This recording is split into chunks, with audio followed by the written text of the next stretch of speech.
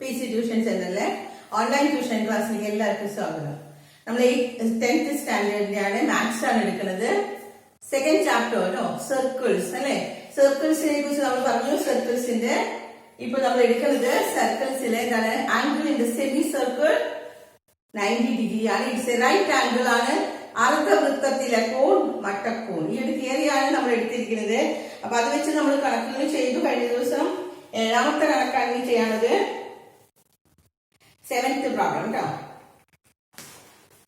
8ാമത്തെ നമ്മൾ ചെയ്തതാണ്. 7ാമത്തെ ക്വസ്റ്റ്യൻ ഉണ്ടായിരുന്നില്ല, അതുകൊണ്ടാണ്. 8ത്തെ 2 കണക്ക് നമ്മൾ ചെയ്ത് കഴിഞ്ഞതാണ്. 7th ക്വസ്റ്റ്യൻ ആണ് 7ാമത്തെ ക്വസ്റ്റ്യൻ കേട്ടോ. Prove that the two circles drawn on the two equal sides of an isosceles triangle as diameter pass through the midpoint of the third side എന്ന് മലയാളം എഴുതിട്ട് നോക്കാം. ഒരു സമപാർശ്വ ത്രികോണത്തിന്റെ തുല്യമായ വശങ്ങൾ വ്യാസങ്ങളായിട്ട് വരയ്ക്കുന്ന വൃത്തങ്ങൾ മൂന്നാമത്തെ വശത്തിന്റെ മധ്യബിന്ദുവിൽ കൂടെ കടന്ന് പോകുമെന്ന്. ഇവിടെ നമ്മൾ പറഞ്ഞിരിക്കുന്നത് ഒരു സമപാർശ്വ ത്രികോണം. It's an isosceles triangle.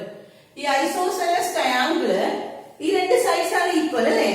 നമ്മളിവിടെ കൊടുക്കുകയാണ് എ ബി സി. ഇത് കൊടുക്കുകയാണെങ്കിൽ എന്താ പറഞ്ഞിരിക്കുന്നത്?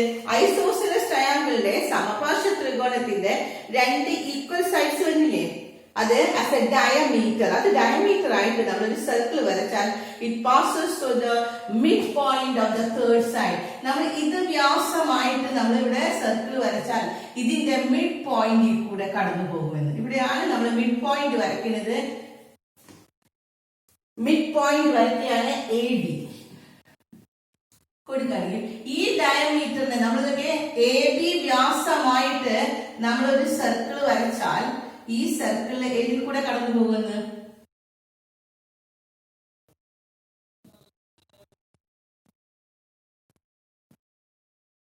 ഇതൊരു സർക്കിളും ഇവിടെ ഇത് ഡയമീറ്റർ ആയിട്ട് വരയ്ക്കുകയാണെങ്കിൽ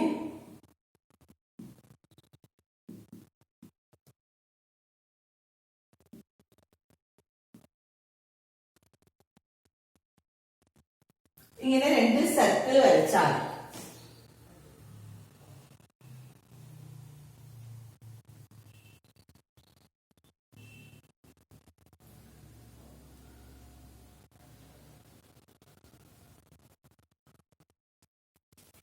ഇത് സെയിം പോയിന്റിൽ കൂടിയാണ് കടന്നു പോകുക എന്ന് നമ്മൾ തെളിയിക്കണം. അതും ഈ കൂട്ടിമുട്ടുന്ന പോയിന്റ് ഈ മൂന്നാമത്തെ സൈഡിന്റെ മിഡ് പോയിന്റ് ആണ് നമ്മൾ പ്രൂവ് ചെയ്യണം.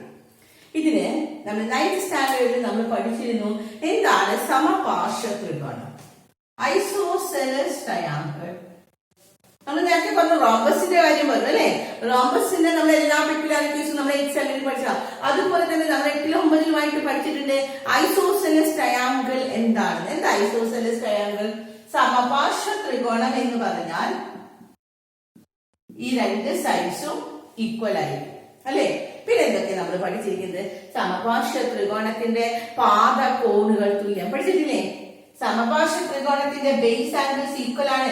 കാരണം ഈക്വൽ സൈഡിന് ഓപ്പോസിറ്റ് ആയിട്ടുള്ള ഈ സൈഡിന് ഇത് രണ്ട് ഈക്വൽ ആണ്. ഇതിന് ഓപ്പോസിറ്റ് ആയിട്ട് ഈ ആംഗിളും ഇതിന് ഓപ്പോസിറ്റ് ആയിട്ട് ഈ ആംഗിളും ഈക്വൽ ആണ്. അതാണ് നമ്മൾ പറഞ്ഞേ ഐസോസെലസ് ട്രയാങ്കിളിന്റെ ബേസ് ആംഗിൾസ് ഈക്വൽ. കിട്ടിയോ? സമപാർശ്വ ത്രികോണത്തിന്റെ പാദ കോണുകൾ തുല്യം. മനസ്സിലായോ എല്ലാവർക്കും? പിന്നെന്താ പഠിച്ചത്? പിന്നെ ഒരു തിയറി കൂടി പഠിച്ചിട്ടുണ്ട്. ഓർത്ത് നോക്കാം. സമപാർശ്വ ത്രികോണത്തിന്റെ മൂന്നാമത്തെ ഈ ഒരു ശീർഷത്തിൽ നിന്ന് മൂന്നാമത്തെ വശത്തേക്ക് രണ്ട് വശങ്ങൾ തുല്യമാണെങ്കിൽ അത് കൂട്ടിമുട്ടുന്ന ശീർഷത്തിൽ നിന്ന് മൂന്നാമത്തെ വശത്തേക്ക് ഒരു പെർപെൻഡിക്കുലർ ലൈൻ വരച്ചാൽ is a mid point bisect each other. പറഞ്ഞിട്ടുണ്ടോ? ശീർഷത്തിൽ നിന്ന് നമ്മള് ഒരു ലംബം പെർപെൻഡിക്കുലർ ലൈൻ വരച്ചു കഴിഞ്ഞാൽ, ഒരു ലംബരേഖ വരച്ചു കഴിഞ്ഞാൽ അത് ബൈസെക്ട് ചെയ്യുന്നത് പെർപെൻഡിക്കുലർ ബൈസെക്ടർ ആണ് എന്ന് പറയുന്നത്. ലംബ സമഭാജിയാണ് എന്ന് വെച്ചാൽ എ ഡി കൊടുക്കുകയാണെങ്കിൽ B D equal to C D ആണ് എന്ന് അറിയില്ലേ. കിട്ടിയോ? അപ്പൊ എന്തൊക്കെയാണ് നമ്മൾ ഐസോസെലസ് ട്രയാങ്കിളിൽ പഠിച്ചത്? ഐസോസെലസ് ട്രയാങ്കിളിന്റെ രണ്ട് വശങ്ങൾ തുല്യമാണെങ്കിൽ ഈ വശങ്ങൾക്ക് എതിരെയുള്ള ഈ ആംഗിളും ഇതിനെതിരെയുള്ള ഈ ആംഗിളും അപ്പൊ ബേസ് ആംഗിൾസ് ഈക്വൽ ആണ്. ഫസ്റ്റ് കാര്യം. സമപാർശ്വ ത്രികോണത്തിന്റെ രണ്ട് സൈഡ് ഈക്വൽ ആണ്. അതൊന്നാമത്തെ കാര്യം. രണ്ടാമത്തെ കാര്യം അതിന്റെ രണ്ട് ആംഗിൾസ് ഈക്വൽ ആണ്. മൂന്നാമത്തെ കാര്യം, ഇതിന്റെ ശീർഷത്തിൽ നിന്ന് ഒരു ലംബം, ഒരു പെർപെൻഡിക്കുലർ പെർപെൻഡിക്കുലർ ലൈൻ പറഞ്ഞാൽ it bisector to the third side. മൂന്നാമത്തെ വശത്തിനെ സമഭാഗം ചെയ്യുന്നു. ശീർഷത്തിൽ നിന്ന് നമ്മൾ ലംബം വരച്ചു കഴിഞ്ഞാൽ അത് മൂന്നാമത്തെ വശത്തിനെ സമഭാഗം ചെയ്യുന്നു എന്ന് പറഞ്ഞാൽ ബി സിയുടെ മിഡ് പോയിന്റ് ആണ് ഡി എന്ന്. ഇതാണ് നമ്മൾ സമഭാഷ ത്രികോണത്തിനെ കുറിച്ച് അതെല്ലാവർക്കും മനസ്സിലായി. ഇനി അതാണ് നമ്മൾ ഈ കണക്കിലേക്ക് അപ്ലൈ ചെയ്യുന്നത് കേട്ടോ. ഈ തിയറി എന്താണ്? ഡി എന്ന് പറഞ്ഞാൽ മിഡ് പോയിന്റ് ആണ് എന്ന് നമ്മൾ ഇവിടെ പ്രൂവ് ചെയ്യാൻ പോവാണ്. ഇവിടെ നമ്മുടെ ചോദ്യം ഇതാണ്, ഇതൊരു ഐസോസെലസ് ട്രയാങ്കിൾ ആണ്.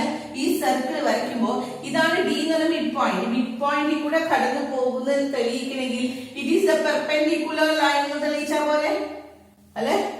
ഇത് പെർപെൻഡിക്കുലർ ലൈൻ ആണെങ്കിൽ A D perpendicular to AD, it is a perpendicular to BC എന്ന് നമ്മൾ പ്രൂവ് ചെയ്താൽ നമുക്ക് എന്തായിരിക്കും?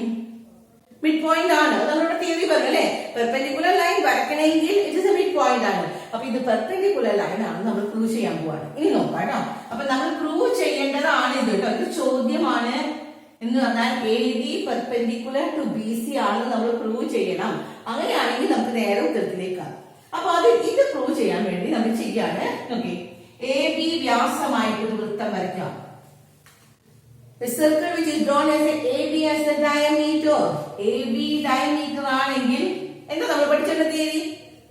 വ്യാസത്തിന്റെ രണ്ടറ്റത്ത് നിന്ന് നോക്കേ, എയിൽ നിന്നും പോയിന്റ്, ബിയിൽ നിന്നും ഒരു പോയിന്റ് ഈ വൃത്തത്തിലേക്ക്. ഇതാണ് വൃത്തം കേട്ടോ, ഇതാണ് സർക്കിൾ. ഇങ്ങനെയല്ലേ സർക്കിൾ പോണത്? ഈ സർക്കിളിന്റെ ഇത് എത്രയായിരിക്കും? It is 90 degree. അപ്പൊ എന്താ പേര് കൊടുക്കുക? Angle BDA is equal to 90 degree. കിട്ടിയല്ലോ ചോദ്യം? ആംഗിൾ BDA എന്ന് പറഞ്ഞാൽ എത്രയാണ്? 90 ഡിഗ്രി ആണ്. കാരണം എഴുതണം കേട്ടോ. റീസൺ ഇവിടെ എഴുതാ. എന്താണ്? ആംഗിളിന് സെമി സർക്കിൾ, ശരിക്കും റീസൺ എഴുതണം. സെമി സർക്കിളിലെ ആംഗിള് 90 ഡിഗ്രി. അർദ്ധവൃത്തത്തിലെ കോൺ മട്ടക്കോൺ. ഇനി അടുത്തത് നമ്മൾ ഇത് എടുക്കാം. എന്താണ്? AC വ്യാസമായിട്ട് നോക്കേ, ഇതാണ് AC വ്യാസമായിട്ട് ഈ സർക്കിളിന്റെ, ഇതാണ് സർക്കിള്, ഈ സർക്കിളിന്റെ ഈ മൂലയ്ക്കല്ലേ ഇത് കൂട്ടിമുട്ടുന്നത്. അപ്പൊ ഇതെത്രയാണ്? 90. എങ്ങനെ എഴുതാം? Angle CDA is equal to 90 degree. അതിനും റീസൺ എഴുതാ. എന്താണ്? ആംഗിളിന് സെമി സർക്കിൾ 90 ഡിഗ്രിയാണ്. അപ്പോ ഇത് 90 ഡിഗ്രിയാണ്. കാരണം ഇത് ഈ സർക്കിളിന്റെ ഡയമീറ്റർ വരയ്ക്കുമ്പോൾ ഇതൊരു സെമി സർക്കിൾ ആണ്. ഈ സെമി സർക്കിളിലേക്ക്, ഈ അർദ്ധവൃത്തത്തിലേക്ക് നമ്മൾ ഇത് വരച്ചിരിക്കുന്ന ഈ കോൺ എത്രയാണ്? ഇറ്റ്സ് ഇവിടെ നോക്കാം. ഈ സർക്കിളിന് നമ്മള് ഡയമീറ്റർ ഇതായിട്ട് വരയ്ക്കുമ്പോൾ അതിൽ നിന്ന് വരച്ചിരിക്കുന്ന രണ്ട് വരകളുണ്ട്. എയിൽ നിന്ന് ഇങ്ങോട്ടും ബിയിൽ നിന്ന് ഇങ്ങോട്ടുമാണ്. അപ്പൊ ഇത് 90 ഡിഗ്രി അല്ലേ? അർദ്ധവൃത്തത്തിലെ കോൺ മട്ടക്കോൺ. അതുപോലെ തന്നെ ഈ വൃത്തം എടുത്തു, ഇതിന്റെ ഡയമീറ്റർ വരച്ചു. ആ ഡയമീറ്ററിന് രണ്ട് പോയിന്റ് കണ്ടില്ലേ? അപ്പൊ ഇത് എത്രയാണ്? 90 ഡിഗ്രി. അതാണ് നമ്മൾ എഴുതിയത്. കിട്ടിയേ? ഇത് രണ്ടും 90 ഡിഗ്രി ആണെങ്കിൽ അടുത്ത സ്റ്റെപ്പ് നമുക്ക് എഴുതാം. ചോദ്യം എന്താണ്? ഇത് രണ്ടും 90 ഡിഗ്രി ആണെങ്കിൽ ഇറ്റ് ഇസ് എ പെർപെൻഡിക്കുലർ. അടുത്ത സ്റ്റെപ്പ് ഇതാണ് എഴുതേണ്ടത് കേട്ടോ. ഇത് നമ്മൾ പ്രൂവ് ചെയ്യാനുള്ള നിങ്ങൾ എഴുതരുത് കേട്ടോ. ഇനിയാണ് ആ സ്റ്റെപ്പ് എടുത്ത് എഴുതേണ്ടത്.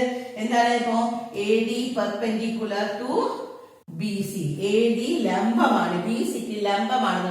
കാരണം 90. ഇത് ഞാൻ ഇതൊക്കെ എന്താ കാണേണ്ടതെന്നാ ചോദിച്ചത് കേട്ടോ. ഇതാദ്യം എഴുതരുത്.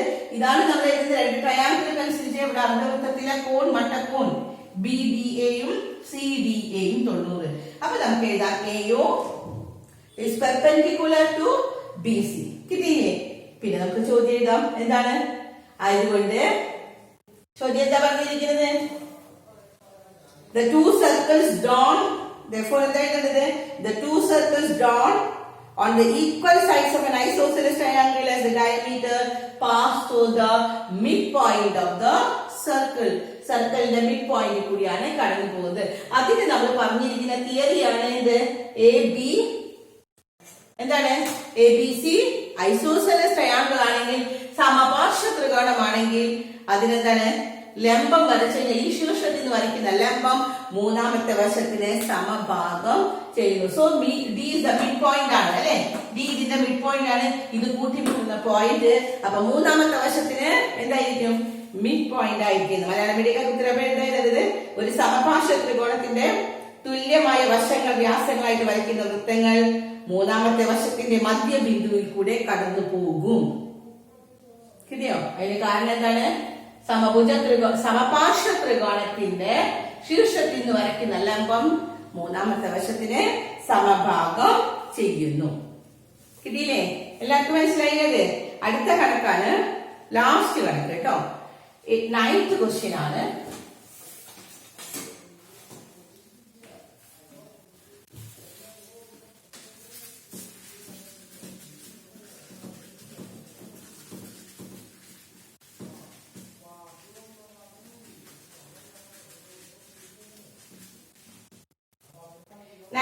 എല്ലാവരും എഴുതിയോ?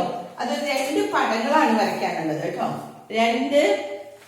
ആദ്യത്തേല് ഒന്ന് ശരിക്കും ശ്രദ്ധിക്കുക കേട്ടോ. അത് കാരണം ഇവിടെ അതിൽ വരുന്നത് ആദ്യത്തേത് നമ്മളോട് ഒരു സെമി സർക്കിൾ വരയ്ക്കാൻ പറയാം.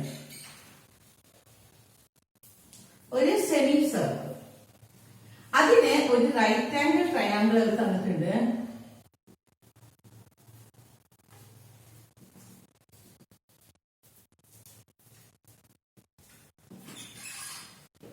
റൈറ്റ് ആംഗിൾ ട്രയാങ്കിൾ ആണ് ഈ സെമി സർക്കിളിൽ തന്നിരിക്കുന്നത്. അടുത്ത ഒരു പടം തന്നിരിക്കുന്നത് ഇതുപോലെ ഇത് തന്നെ കേട്ടോ, ഒരു സെമി സർക്കിൾ. ഈ സെമി സർക്കിളിന്റെ ഉള്ളില് ഇത് തന്നെ കേട്ടോ, ഇത് തന്നെ. പക്ഷെ കുറച്ചും കൂടി ഒരു മാറ്റം വരുന്നത് ഇവിടെ നമ്മള് ഈ ട്രയാങ്കിളിന്റെ സൈഡ് ഉണ്ടല്ലോ, ഈ സൈഡിനെ ഇത് ചെയ്തിട്ട് നമ്മൾ ഡയമീറ്റർ ആയിട്ടുള്ള സൈഡ് രണ്ടും ഡയമീറ്റർ ആയിട്ടുള്ള ഒരു സെമി സർക്കിൾ ഇങ്ങോട്ട് വരയ്ക്കുകയാണ്. അതുപോലെ തന്നെ ഈ സൈഡ്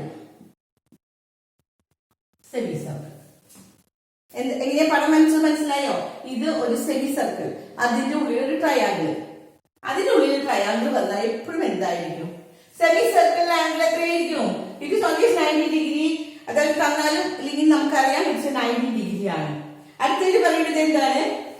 ഈ ട്രയാങ്കിളിന്റെ 2 സൈഡും ഡയമീറ്റർ ആയിട്ട് നമ്മൾ വേറെ ഇവിടെ ഒരു സർക്കിൾ വരച്ചു, ഇവിടെ ഒരു സർക്കിൾ വരച്ചു. ചോദ്യം മനസ്സിലായോ? ഇനി ഒന്ന് ചോദ്യം വായിക്കാം. A triangle is drawn by joining the point on the semicircle to the end of the diameter. Diameter രണ്ട് അറ്റത്ത് നിന്ന് ഇവിടേക്ക് നമ്മള് ഡയമീറ്റർ രണ്ട് ഡയമീറ്റർ ഇവിടെ എയും ബിയും കൊടുക്കുകയാണെങ്കിൽ അല്ലെ, ഇതിന്റെ 2 അറ്റത്ത് നിന്ന് ഇങ്ങനെ യോജിപ്പിച്ചിരിക്കുന്നത് ഇങ്ങനെ ട്രയാങ്കിൾ കൊടുത്തിട്ടുണ്ട്. The semicircles are drawn with the other 2 sides of the diameter. എന്നിട്ട് എന്താ ചെയ്തിരുന്നത്? ആദ്യത്തെ നമ്മൾ ട്രയാങ്കിൾ ഈസ് ഡ്രോൺ, ട്രയാങ്കിൾ വരച്ചു അല്ലേ. അത് കഴിഞ്ഞ് the semicircles are drawn with the other 2 sides of the, ഈ 2 സൈഡ്സിലും ഇതെല്ലാം ട്രയാങ്കിളിന്റെ 3 സൈഡ്സ് ആയിട്ട് കൂടെ വരച്ചു. ഓക്കെ, ഇതൊരു സൈഡ്, അതിന് നമ്മളൊരു സെമി സർക്കിൾ, അതാണിത്. അത് കഴിഞ്ഞ് ഈ സൈഡ് എടുത്തു, അതിനൊരു സെമി സർക്കിൾ, ഈ സൈഡ് എടുത്തു, അതിനൊരു സെമി സർക്കിൾ. 3 നമ്മൾ സെമി സർക്കിൾ വരച്ചില്ലേ? ഇതാണ് മലയാളം മീഡിയക്കാരുടെ ചോദ്യം. നോക്കാം. ഒരു അർദ്ധവൃത്തത്തില് ഒരു ബിന്ദുവും വ്യാസത്തിന്റെ 2 അറ്റവും ചേർത്ത് ഒരു ത്രികോണം വരച്ചു. തുടർന്ന് ത്രികോണത്തിന്റെ മറ്റു 2 വശങ്ങളും വ്യാസമായിട്ട്, ഈ 2 വശങ്ങളും ആദ്യം ഈ ഒരു വശം വ്യാസമായിട്ട് ഒരെണ്ണം വരച്ചു, പിന്നെ ഈ 2 വശം വ്യാസമായിട്ട്. അപ്പൊ ഇവിടെ 3 സെമി സർക്കിൾസ് കാണുന്നുണ്ടോ? എല്ലാവരും 3 അർദ്ധവൃത്തങ്ങൾ കാണുന്നുണ്ട്. ഇനി ചോദ്യം ഇതാണ്, രണ്ടാം ചിത്രത്തില്, ഇതാണ് രണ്ടാമത്തെ ചിത്രത്തില് നീലയും ചുവപ്പുമായ ചന്ദ്രകലയുടെ പരപ്പളവുകൾ കൂട്ടിയാൽ ഏതാണെന്നറിയോ? പടത്തില് നമ്മുടെ ടെക്സ്റ്റില് ഇതാണ് കേട്ടോ, ഈ വശമാണ്. ഇതിങ്ങനെ ഒരു ചന്ദ്രകലയാണ്.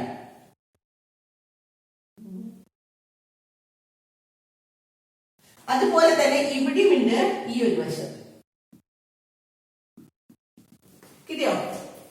ഈ ഒരു സർക്കിളിന്റെ ഇങ്ങനെ ഒരു ചന്ദ്രകലയാണ് നീല കളറും, ഇതാണ് കൊടുത്തിരിക്കുന്നത് ചുവപ്പ് കളറും.